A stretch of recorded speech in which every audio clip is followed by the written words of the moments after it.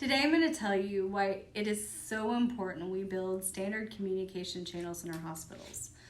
Communication is such a broad and overwhelming topic. It often gets pushed aside. But having standardized communication channels provides safety. And safety is the most important thing we can provide our patients and our teams. So on March 11th, shortly after clinics closed, a shooting occurred in one of our parking garages less than 200 yards from where we're sitting right now. Our security team was all hands on deck, running to the rescue of our victim, who sustained 9 gunshots. While our team was working with the police department to save her life and secure our campus, the news media released this story. Due to the efficiency of our news outlets being able to send information, our teams were notified from alerts to their phones and phone calls from their loved ones before we could tell them that they were safe. You can just imagine the fear and frustration that ensued. Our house supervisors were not aware. Our bedside teams were scared that the shooter was possibly still on campus, and our managers were unable to give their teams information they desperately needed. Even though our executive team was incredibly responsive, it was still too late. Within 30 minutes, we were on campus and started rounds with security through each and every unit to talk to the front line. However, we were met with emotions so high that no matter what we did, it did not completely assure them that they were safe. Learning from this event, if we standardized communication and had those channels in place, when security was notified of the shooting, a mass message could have gone out to all our care teams immediately. This would have been able to let them know the location of the shooting, what to do to keep themselves safe at the current time, reassurance that the threat was no longer present on campus, and also when to expect the next update.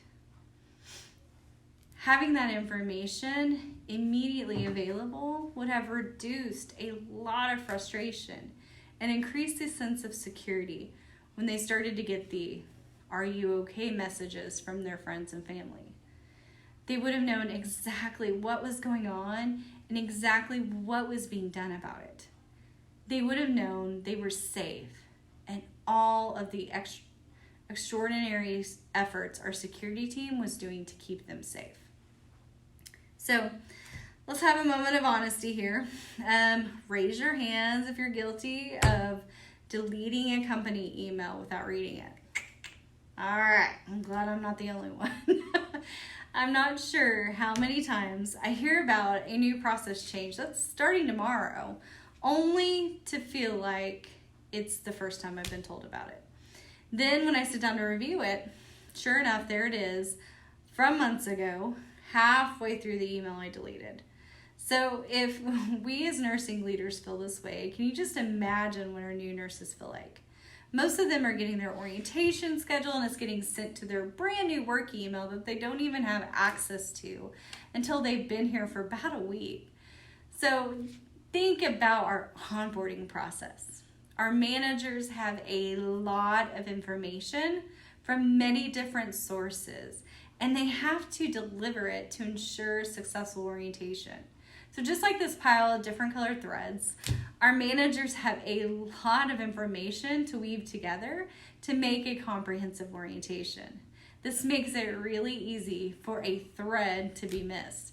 A missing thread here, a missing thread there, can really result in our teams getting a weakened onboarding process.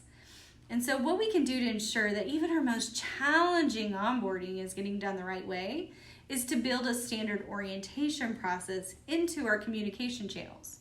So that ensures that even our night shift, weekend only, agency, and part-time teams are starting with all of the threads of information they need to take care of their patients. So think back to when you were a manager. How much more would your team have thrived if you had clear expectations of orientation? They would have known what is expected of them on their first day, their first week, and even their first year. And not only would they know this information, but you as the manager would have known as well.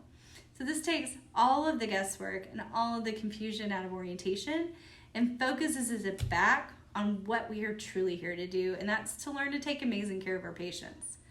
And this is another example of what standard communication channels can do for you and our teams. The last example I'm going to discuss is so close to our hearts. It's our patient safety. Every day we start our work with our teams and we discuss where harm happened or may happen next. It's the core of what we do. Just last week, we were informed in Huddle that our epi vials or epinephrine vials are changing due to a national backorder. Pharmacy has known about this for 3 weeks. They got the product in stock. And yet the communication did not come out until it was the day to implement the new product. And so the concerning part is the new way of administering the epinephrine requires the nurses to know that they need a 10 cc syringe and they need to inject air into the plastic vial to withdraw the medication.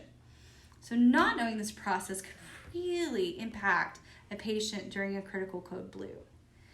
Since now you have all received this information, now it's up to you as CNOs to make sure your frontline teams know how to administer. And so you need to disseminate the new process to your directors, who then deliver it to their managers, who then deliver it to their supervisors, who then finally inform your frontline teams. No wonder why information moves slow or completely misses the people who need it most. What if instead the epinephrine situation looked like this? Pharmacy got notification of needing to change to the plastic vials. They notified the executive leadership team within 24 hours of getting the notification. And then all the disciplines can hear in our upper tiers and discuss what this would mean to their teams. Then, based on that discussion, we could identify the actions that are needed. We could categorize this as an Orange 3 alert, meaning it's an urgent communication that involves 3 disciplines: pharmacy, nursing, and physician. Demos of the vial are then produced for each area, and a standard huddle sheets are disseminated to frontline communication and hands-on demonstration for 3 weeks prior to their transition date. This would really get us on the same page. So as CNOs, I want you to know that you have the power to fix this problem. I know it's time intensive and an enormous project when so much is currently being asked of you. But you have the power to ensure that our teams have the information they need to stay safe, to stay informed, to keep our patients safe, all in an efficient way. My ask of you today is to recognize the importance of developing standard communication channels in the Department of Nursing practice and to place this initiative as high priority.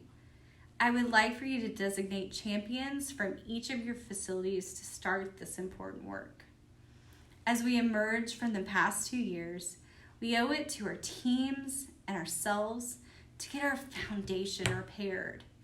It is estimated that over 1/4 of medical errors are the result of miscommunication, and we have the opportunity now to rebuild our communication expectations. The development of standard communication channels is the strong foundation we need for a hopeful future. Thanks.